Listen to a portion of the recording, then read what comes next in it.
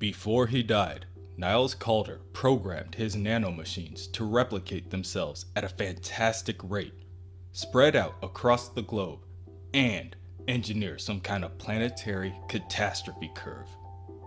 The most computer literate amongst the ragtag team, Dr. Magnus, has no idea how to stop it. At the moment, it looks like they all have ringside seats for the end of the world. Robot Man can't believe that they went through everything with the Candlemaker just for this shit to happen. How many times does he have to save the world in one day? Rebus, on the other hand, can somewhat understand Calder's motives. Perhaps the catastrophe curve could lead to a desirable outcome, a better world. Kipling agrees. It would have to go some way to be worse than the shit that they're dealing with now.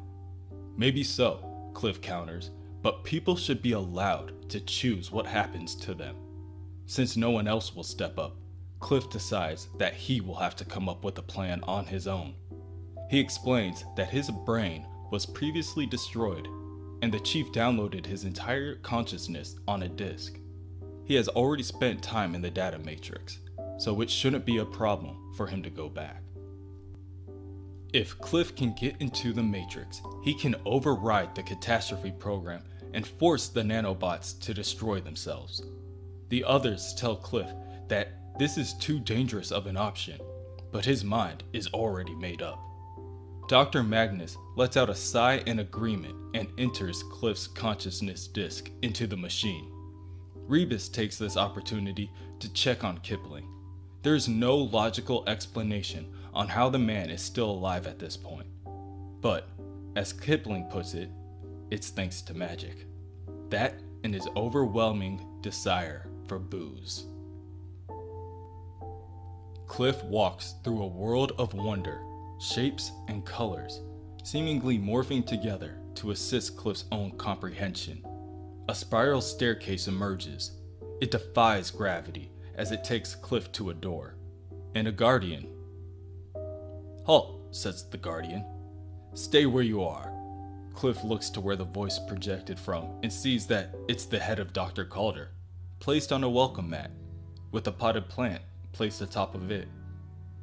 Whatever it is, Cliff claims, it looks ridiculous. The guardian states that the plant is dying. It can't seem to save it. It watches the plant every day, but it won't stop dying.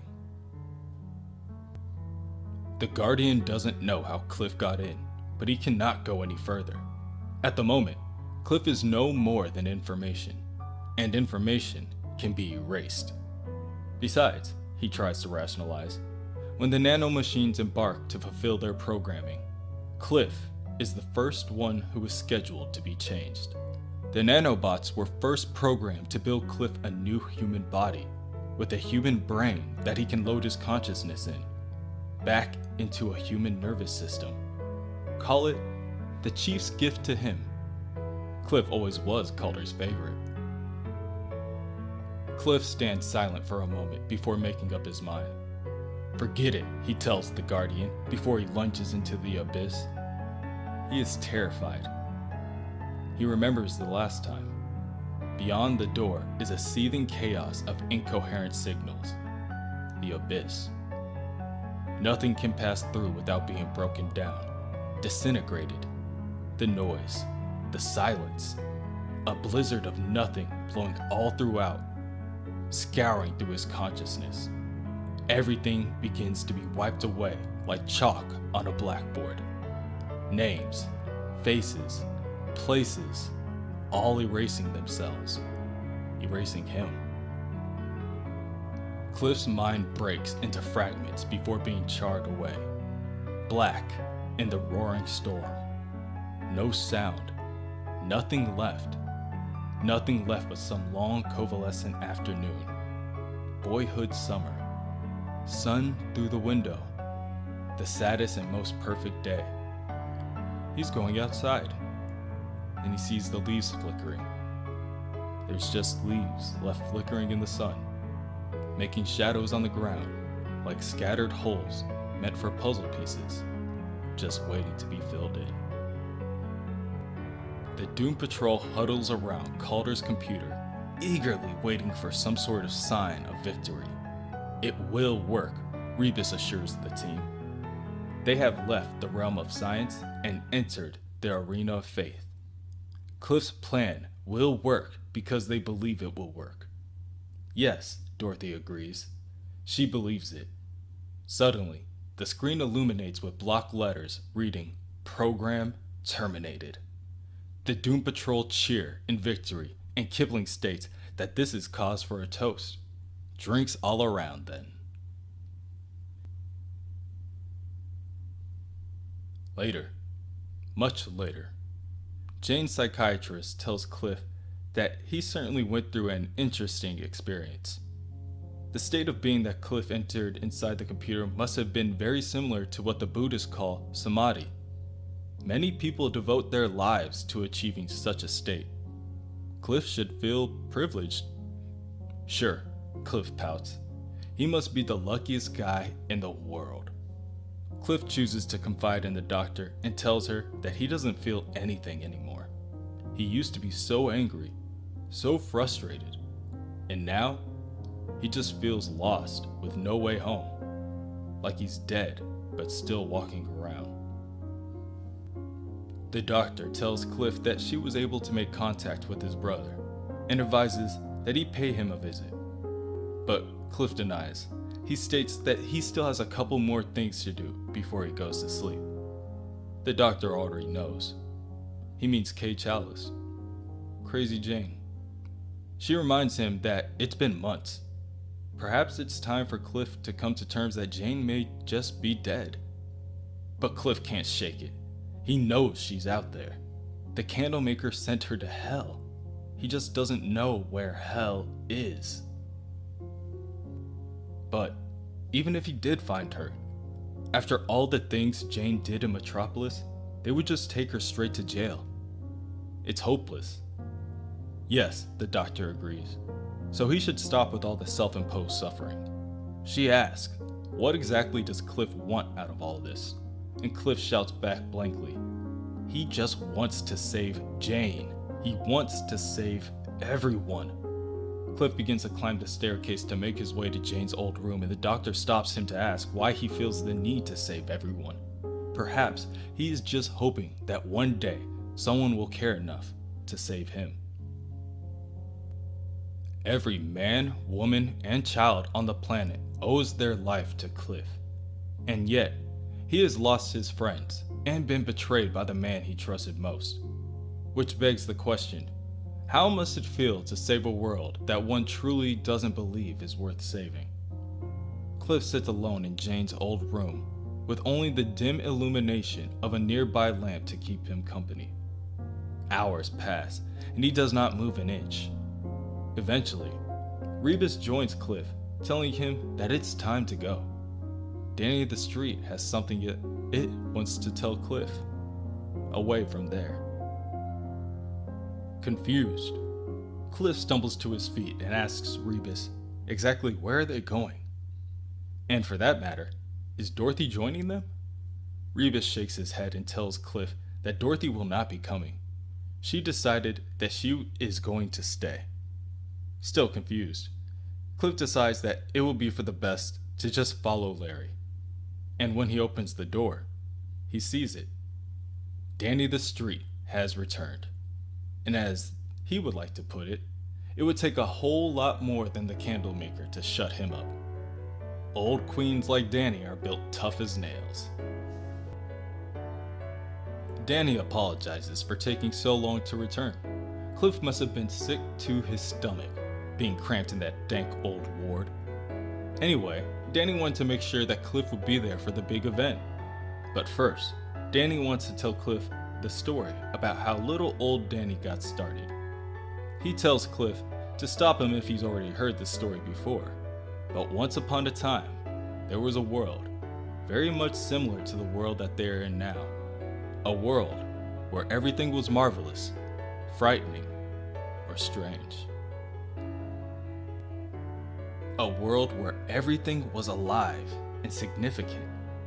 A world of wild adventures and wonderful cities and dark fortune. But then it all fell apart. No one knows why.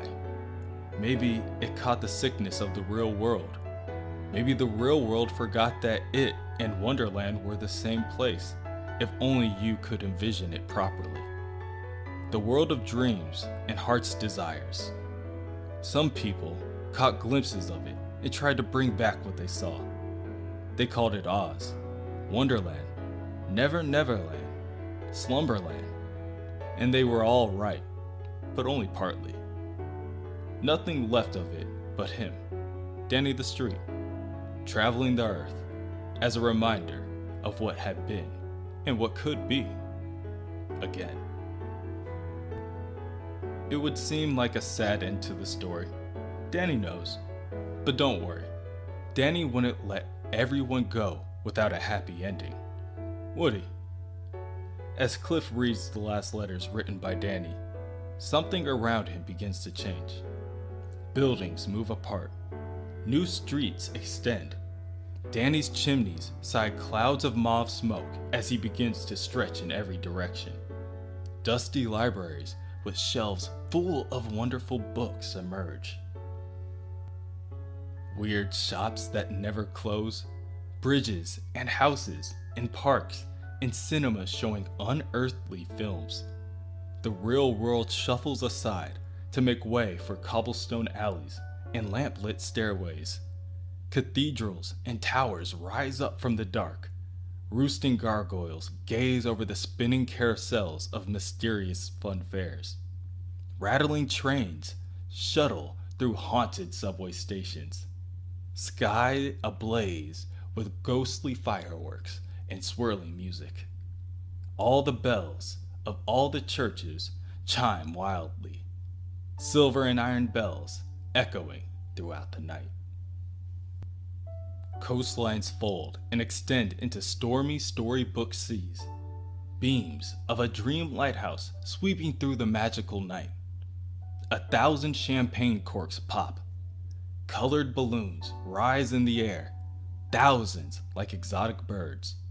Starry spray of light in coastal towns, the glittering cities. The whole world shining and ringing like a bell. A world of dreams. A world of love and strangeness and charm. It's Danny. The world. And it goes on forever, Cliff says, as him and Rebus explore the outskirts in the wilderness. A world of infinite novelty. It's impossible to visit the same place twice, unless you want to. An ideal situation for immortal beings, such as themselves, Rebus adds. Cliff turns to Rebus and reminds them that Cliff really could have used that immortality information when they fought the Candlemaker. He really thought Rebus was dead. Rebus laughs and reminds him that Rebus's old body was decayed, and they had birthed a new body on the moon. They simply needed to transfer the fully merged consciousness of Trainer, Pool, and the negative spirit into their new physical frame. So what now? Cliff asks. Rebus tells him that Danny has decided to keep a component of Danny the Street to bridge the gap between their new world and the old. If Cliff wants to go back, he always can. Rebus has made their decision. They are going to explore the new world, and most likely, they won't be coming back. Take care, Larry, Cliff says with a tight hug, and tells Rebus to look after themselves. Rebus returns the kind gesture before turning to leave. As they prepare to float away, Rebus tells Cliff not to worry about Jane, and then they float off into the distance.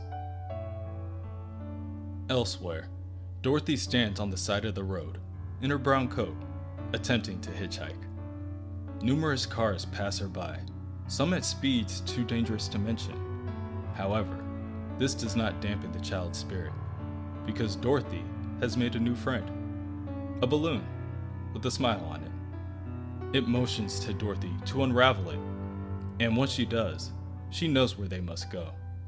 To the real world, she states. Take me to the real world. The balloon waves in the wind as Dorothy grabs onto the string tightly, and suddenly, She's off. Gone. Like Rebus, into the distance. Off to explore the world.